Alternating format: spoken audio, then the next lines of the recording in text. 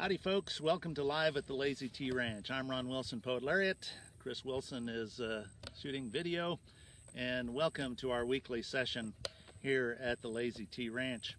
It's a beautiful day. We're once again on the south side of the pasture where we can overlook the Kansas River Valley. And I want to talk about bison. Last week I was talking about the Flint Hills and referred to the buffalo herd at the Konza Prairie, where I was quickly corrected by a Konza Prairie docent, who also happens to be our camerawoman, that those are bison. They are not the buffalo. They're not water buffalo. They are the American bison. And so I wanted to redeem myself by talking about the bison today. But what I found is that the term buffalo and bison are so intermingled, and the term buffalo is so ingrained in our culture, certainly Western culture, that I almost have to use the terms interchangeably. But it is appropriate to talk about the bison, including this sample, a genuine bison skull that represents the huge herds of bison that would roam the central plains of what would become the North American continent.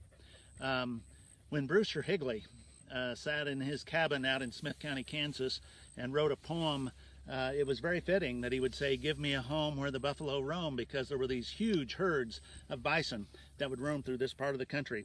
I have here a large reproduction of an Indian head nickel, and the Indian head is on one side. On this side is the American bison. It's the state mammal of Kansas. It's a very significant symbol of the American West. And it's also one that we can find right here close to home. Last Saturday, I rode my horse up to this very spot because I wanted to look at the view and at the buffalo wallow. So I'm standing next to a low place here in the pasture that I'm told is a buffalo wallow. It's kind of hard to see with the weeds growing here, but these so-called buffalo wallows would have just been low depressions in the ground where a little bit of water might gather and a little bit of mud, so the buffalo would roll in that spot to cool. Huge herds of bison which used to roam through this country, and I have read there were as many as 60 million head of bison. That number is incomprehensible.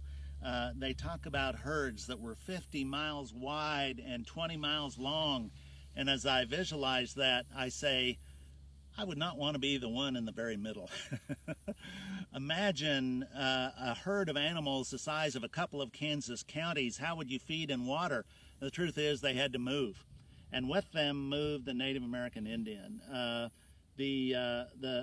was reading a book about Jesse Chisholm this weekend, and I came across an old cavalryman saying, which was that when there's buffalo on one side of a hill, you will find an Indian on the other side of the hill. And there's a lot of wisdom in that, because the bison and the Indians had a symbiotic relationship. Indeed, the Native American Indians, the tribesmen, would thin out some herds, but the buffalo was extremely significant as a source of sustenance and everything else for the Native American Indian. A friend of ours has a saying that the bison was the Indian's Walmart, except there were no greeters and you didn't have to wear a mask. No, different era, but the bison was so significant for the Native American Indian. I mean, there was no store, no shopping mall to go to, and so it was the bison was a religious symbol as well as extremely important to the everyday life of the Native American Indian.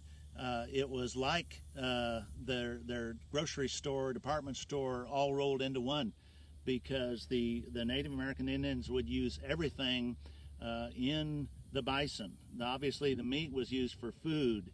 The hides were used for clothing and for shelter. The bones were used for tools. The horns could be a scoop. The gut could be a water pouch. The ribs were used as runners for sleds. So really, the Native American Indians were ingenious in the way they utilized the bison. And it's a very sad chapter of American history as to how the Native American Indians have been treated by our nation.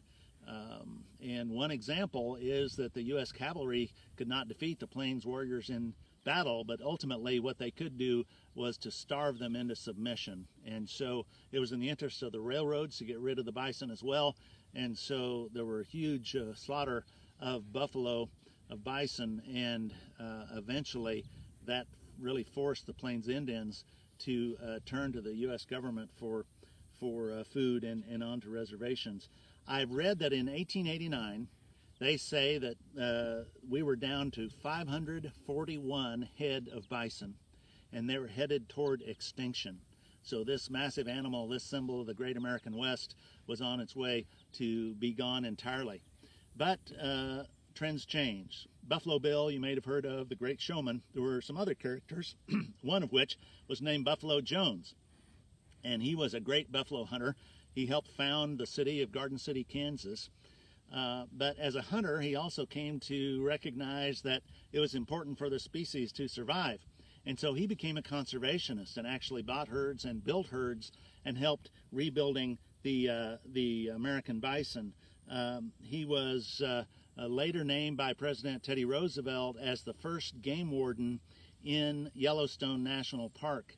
And in his later years, he would travel around the country on the lecture circuit. According to the story, he was giving a lecture in New York City and was talking about the bison and the Great American West. And one of his listeners was so intrigued, so inspired, that he left his work in dentistry and traveled west and became a novelist. And that novelist would eventually publish his works under the pen name of Zane Grey.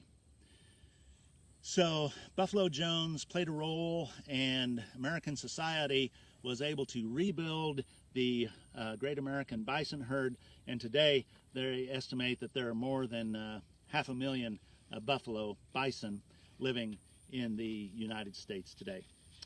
Let me finish up with a cowboy poem in tribute to these magnificent animals. It's called Hello, Buffalo. Millions of them roamed the plains hundreds of years ago. Officially, they're bison, but we call them buffalo. They were a type of animal adapted to the plains, hardy enough to withstand blizzard, drought, or rains. They have a thick and shaggy hide. They might even weigh a ton, with huge and powerful muscles, but fleet enough to run. On their backs, you will see that distinctive large brown hump, but they are also so agile that they can run and jump. The Native American Indian depended on this breed, for hides for clothing, bones for tools, and meat, of course, for feed. After hunting down a buffalo, the Indians used it all. You might say that the bison was the Indians' shopping mall. When the cavalry came west, protecting settlers as their mission, killing the Indian food source was how they forced submission. 60 million head of bison once roamed upon the plain, but after the 1880s slaughter, less than 1,000 would remain.